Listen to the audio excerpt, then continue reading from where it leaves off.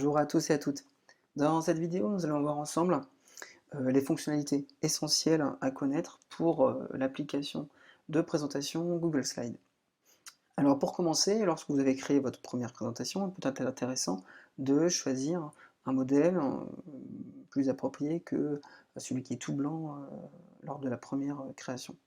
Pour cela, en fait, vous pouvez utiliser les thèmes offerts par Google en allant simplement sur le bouton diapositive ici, et cliquez sur changer de thème. Vous aurez alors une présentation de plusieurs modèles créés par Google.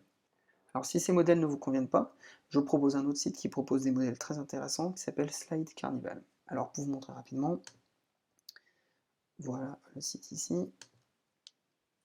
Alors voilà le site. Donc, sur ce site, vous allez trouver de nombreux modèles, donc avec différentes couleurs, différents types, des templates tout simples. Voilà. Alors, pour commencer avec les vraies fonctionnalités de l'application, nous allons commencer par l'application Explorer, donc qui existe aussi sur Google Sheets et Google Docs, qui est aussi une sorte d'assistant en fait, d'aide à la création. Et là, pour cela, je vais aller sur le deuxième slide. Et donc, comme vous le voyez en bas à droite, le bouton Explorer apparaît en jaune. Donc, si je clique dessus, dans un premier temps, il va me proposer des modèles de slides. Donc, si jamais je trouve que ce modèle correspond plus à ce que je souhaite faire, je vais pouvoir simplement cliquer dessus. Il va directement l'adapter au slide sur lequel je suis. Voilà, donc dans ce cas-là, je vais revenir en arrière. Donc avec Explorer, vous pouvez également récupérer facilement des images. Par exemple, je veux l'image d'une loupe. Voilà, donc je peux aussi dans un premier temps récupérer du texte dessus. Une image, voilà, que je peux simplement déplacer. Voilà, je peux la redimensionner tout de suite et la placer sur ma présentation. Et également récupérer des documents présents sur mon Drive. Donc voilà pour cette fonction toujours intéressante à connaître. Alors comme avec n'importe quelle application de présentation, vous allez pouvoir avec Google Slides appliquer des transitions différentes entre vos diapositives. Alors pour cela, je n'ai qu'à passer dans diapositive et faire modifier la transition. Vous allez alors pouvoir définir le type de transition, fondu, retourné, cube, galerie. Donc, si je reste sur le fondu, je peux également définir la vitesse et faire lire pour voir un exemple. Voilà, tout simplement. Vous voulez également agencer, comme vous le souhaitez, vos présentations. Donc, par exemple, ce slide, je peux également le redéplacer ici, et vice-versa. Voilà, donc soit simplement avec le souris et le volet à gauche, ou alors en passant par diapositive et en cliquant simplement sur déplacer la diapositive, etc. Alors, après avoir récupéré un modèle, si jamais vous souhaitez modifier des petites choses de fond, comme par exemple la couleur ou alors des cadres par exemple, vous pouvez modifier le masque. Alors pour cela, il vous suffit d'aller dans diapositive une fois de plus et de cliquer sur modifier le masque. Voilà, alors vous aurez l'ensemble des informations du masque. Donc par exemple ici, je peux simplement modifier tous les champs, modifier également la police de caractère, la taille, etc. Donc si vous voulez réadapter à votre besoin à un modèle, c'est par là qu'il faut passer. Voilà, tout simplement. Je vous laisse regarder plus en détail si besoin, mais c'est très simple à prendre en main. Donc avec Google Slides, vous pouvez également rajouter facilement un grand nombre d'éléments, comme une zone de texte, des images qui proviennent de votre poste, des formes de différents types, voilà, une flèche par exemple, voilà, modifier simplement la couleur ici par exemple, voilà, tout simplement, et rajouter également des traits et des connecteurs. Autre fonctionnalité très pertinente avec ce type de logiciel, alors je vais aller sur le troisième slide, c'est de créer des animations. Admettons, donc je voudrais créer une animation qui me permette non pas d'afficher l'ensemble de mes informations ici, mais afficher au fur et à mesure le bouton 1, puis le bouton 2, puis le bouton 3. Alors pour cela, il faut déjà donc créer les documents, donc moi je suis passé tout simplement par les formes ici. Après, ça pourrait être également du texte, hein, ce qui serait plus parlant dans une présentation. Là, c'est juste un exemple pour vous montrer comment ça fonctionne. Alors, ensuite, je vais simplement choisir mon premier élément, faire un clic droit et faire animer. J'ai donc ma première animation, je vais ensuite sélectionner la suite, je vais choisir ma flèche et le bouton 2. Voilà, je vais ajouter une nouvelle animation. Je vais également, pour terminer, choisir le bouton droit et la dernière flèche. Voilà. Et donc là, j'ai mon animation.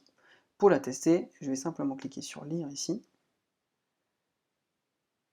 Voilà, j'arrive sur ma diapo et faire passer première diapo, je vois mon bouton 1, l'étape 2, et enfin l'étape 3. Voilà pour mon animation. Voilà finalement comment fonctionne l'animation. Je vous laisserai tester, c'est très simple à utiliser, il faut un petit temps pour le mettre en place, mais ça peut être très pratique, et notamment pour éviter que lorsque vous avez beaucoup de choses à présenter sur une présentation, que les personnes soient perdues en ayant beaucoup d'informations à comprendre tout de suite.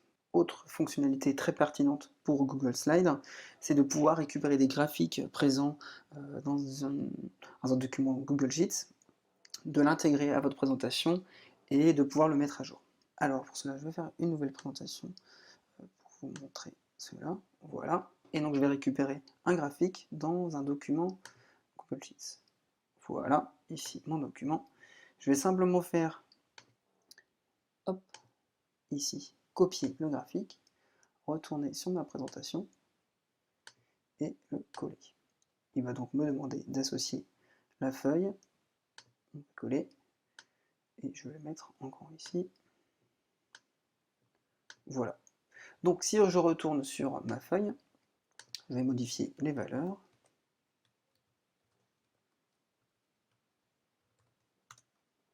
Voilà. Et si je retourne sur ma présentation, j'ai bien le bouton mettre à jour qui apparaît. Et j'ai donc toujours un document de présentation à jour lorsque je vais devoir présenter à d'autres personnes ce document. Donc, ce qui peut être très pratique lorsque vous voulez garder votre présentation, mais simplement changer les données qui ont pu modifier entre les présentations. Donc, pour lancer votre présentation, vous allez pouvoir cliquer simplement sur le bouton lire, ou alors cliquer sur la petite flèche et choisir le mode présentateur.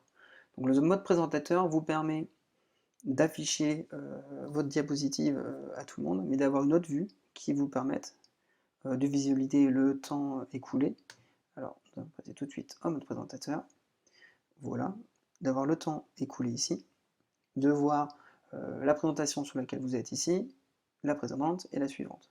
Voilà.